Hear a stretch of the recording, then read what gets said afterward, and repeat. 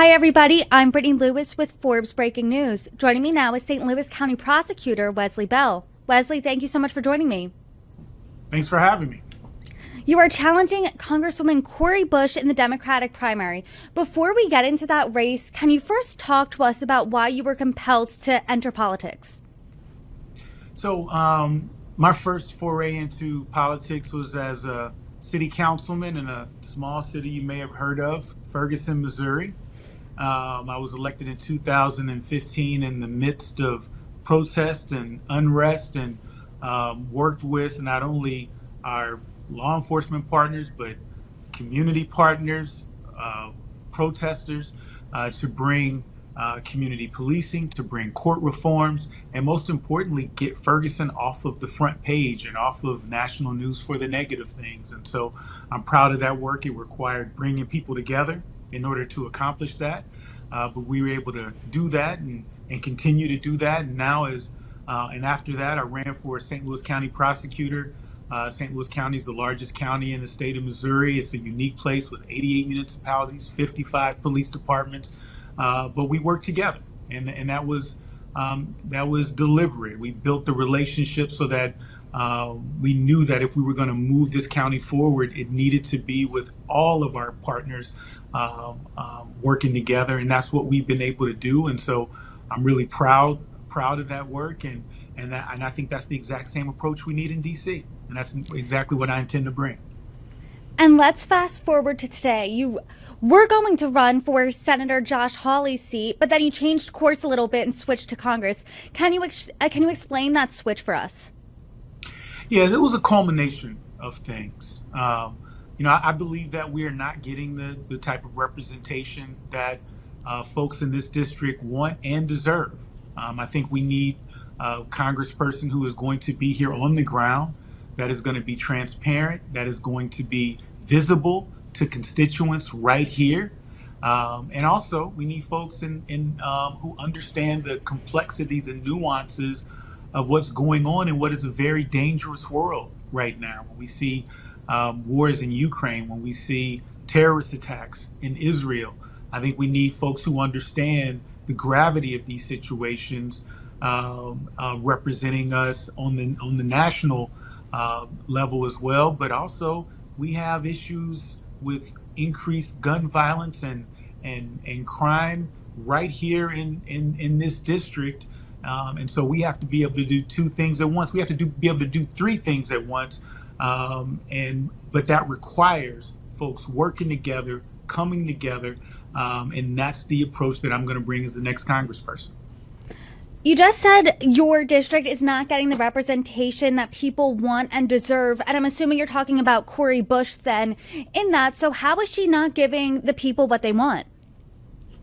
You know, ironically, as I was getting around the state, in places like Kansas City and even places like D.C., obviously, what I saw and what I've seen on the ground is a lack of presence right here in this district.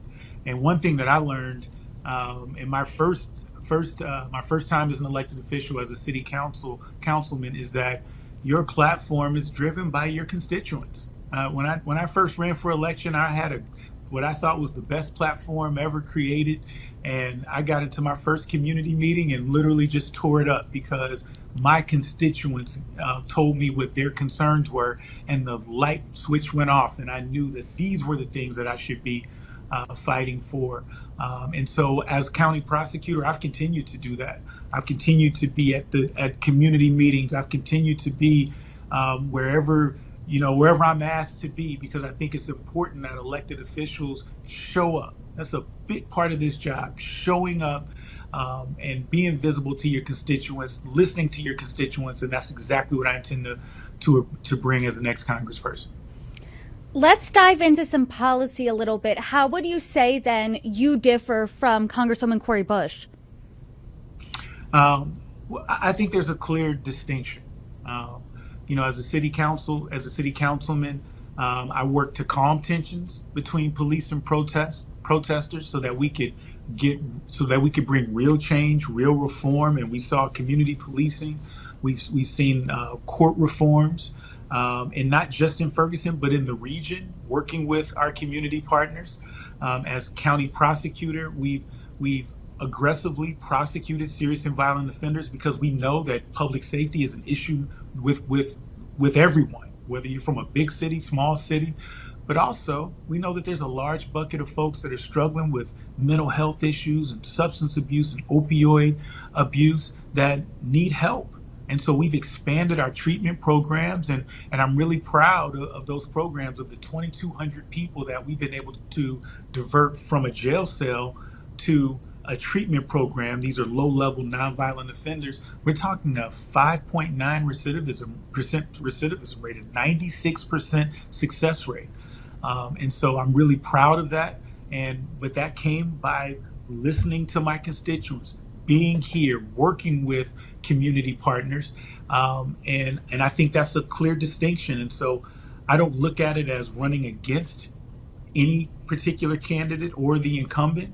I look at it as I'm running for this district, and folks know me in this district, and they can look at our records and they can make a decision, and I anticipate they're gonna support us.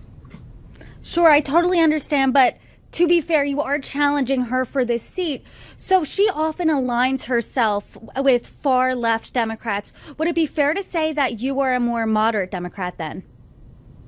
So, I try not to get into what label you are, because I think that it distorts the actual issues. And I think we have to look at issues individually. And I think that's part of the problem that we've seen nationally, is that this is a very polarized and politicized country at this point.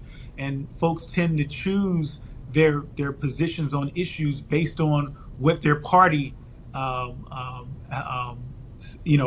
based on what their party believes or what have you, as opposed to having constructive conversations. So when I talked about expanding treatment programs, many people felt like that was a far left issue. And if that is, so be it. I just think it's the right issue. I think when people need help, you address those underlying root causes. But I think that on a national scale, when we're looking at supporting our allies and being a reliable ally, standing with our allies and standing against terrorism, call it whatever label you want. I just call it the right thing to do. Let's talk about that a little further, because when you're saying standing with our allies, I assume one of them you would be talking about would be Israel, and she's called for a ceasefire. Absolutely. So what do you make of those calls? Well, I think we have to understand the complexities and nuances of these situations. We all want peace in this region. We all do. But there are hostages. There are people who have been there, who have been raped, there are people who have been killed, obviously, over 1,200 people. And these were innocent people. These were not military targets. Hamas is a terrorist organization who has made it clear in their charter that the destruction of Israel is part of their goals, and made an announcement through a spokesperson that this will happen again. And so I think, obviously we all want to see peace, but we want the violence to stop. We want targeting of innocents to stop. We want to make certain that the hostages are returned home, and that Hamas can no longer attack and have the capability to attack not only just Israel, but anyone for that matter. Do you think that these Democrats that are calling for a ceasefire should perhaps also call a little more loudly on Hamas to release these hostages then? I do. I really do. I think sometimes we get lost in news headlines and we're not realizing these are real people. These are not just fictional. This is not a fictional story. There are real people right now who do not know if they're going to live or die. We do not know the conditions that they are being kept in. We know that Hamas has threatened to kill them, execute them publicly, and to give them a reprieve, to be able to re-solidify and reinforce their positions is a concern to me. And so I think that if we are serious about peace, we have to call on the terrorism to stop. We have to call for the hostages to be released, because what we all know is that if Hamas and these terrorist organizations lay down their weapons, there will be peace in this region. Let's talk about that. What is the pathway to peace here? Let's say you do win the election, you are in Congress. What would you do to promote peace in this region? I think that first and foremost, we have to have constructive conversations which recognize the complexity and nuance of this situation. And I always say this, if you think that this is an easy situation, I just don't think I don't think folks who think that grasp what's going on. And I'll just say it like this: there are no more easy problems. All the easy problems have been solved. We are left with the complex issues that have been hundreds and hundreds of years in the making. And so, yes, we understand. So what I intend to bring is an understanding of the complexities of that, so that we can work diplomatically to try and help bring peace to this region. But we have always understood that we cannot pacify or give aid and comfort to terrorist groups. We can't. Their whole aim is unrest. Their whole aim is not having a peaceful solution to this issue, and so we have to recognize that, and we cannot allow Hamas to continue to have the capabilities to make these strikes and fire missiles, and continue to keep this region unstable. I do not want to stability in the region, I should say. I'm sorry. Sure. And I do not want to pivot to some other key issues facing Americans. These ones being the economy and inflation. We've seen this for now over a year. Mm-hmm. And according to a recent ABC News Ipsos poll, Americans trust Republicans over Democrats to fix both the economy and inflation. So A, how do you fix the economy? And B, how do you work with Republicans on this issue? So I think that sometimes looking at the polls is not always as reliable, particularly this early from an election. When we looked at the election when President Obama was in office at around this time before the election, he was at a similar number as President Biden. But what we have seen from this administration is the Infrastructure Act that was passed that has helped a lot of folks across this country and folks right here in this district. Ironically, my congressperson voted against it. We have seen the Inflation Reduction Act, which has helped stem that inflation that was just getting just completely out of hand. We've even seen legislation lowering prescription costs, and that helps a lot of Americans, seniors, and folks right here in my district as well. And so I think that if we are serious about continuing to fix our economy, because our job numbers have been very, very positive the last several months, it's going to require more folks that are willing to work together. Compromise and working together have become a four-letter word with a lot of folks on the extremes in our country. And our system of government is built on working together. The loudest voice does not pass legislation. A majority passes legislation. And so we need folks who are going to be committed to working together. There's some issues that we're going to disagree on, but there's a whole lot of issues that we can reach across the aisle. We can work with people we even disagree with to bring about real changes and legislation that are going to help people, and starting for me in this district. How do you specifically then work with Republicans? Because there does seem to be this disconnect between the Biden administration and Democrats saying the economy is working, the economy is getting better, opposed to I've had the opportunity to talk to voters throughout the country and the economy continues to be a top issue, kitchen table issue. They're saying, hey, my wallet still feels this squeeze. So how do you bridge that gap and work with Republicans?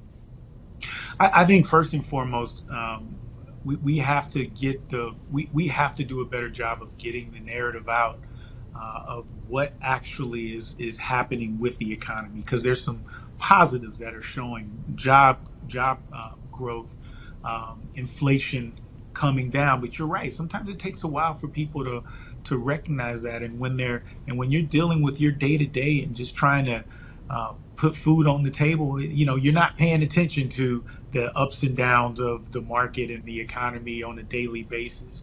And so I think that's something that Democrats need to do a better job on, and talking about some of those things that this administration has passed. And we're going to have to continue to reach out to Republicans and moderate voters as well. I think building the coalitions is how we get things done in this country.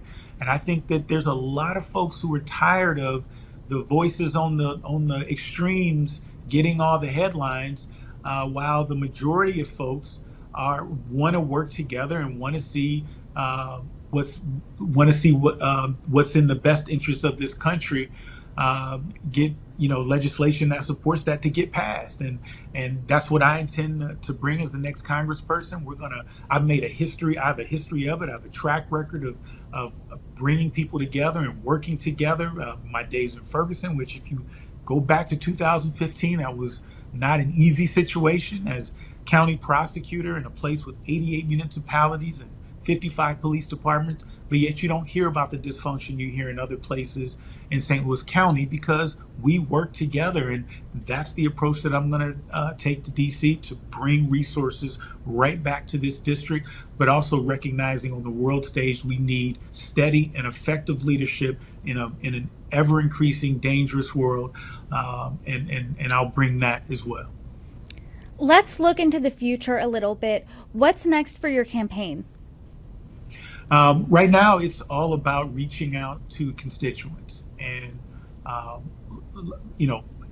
fortunately, I've been an elected official in this region now for close to 10 years. So folks know me; they know who I am. So I don't have to necessarily introduce myself to folks, but I do. There's a lot of folks that we need to reach out to, and to be able to talk about the things that we've done and what we plan to do. And so that's what I'm focused on right now, is reaching every single constituent that I possibly can, and letting them know what my values are, what I intend to do, and I'm excited about it. Wesley Bell, I appreciate you coming on today. Best of luck to you. You're welcome back anytime. Thank you so much for having me, and I will look forward to that.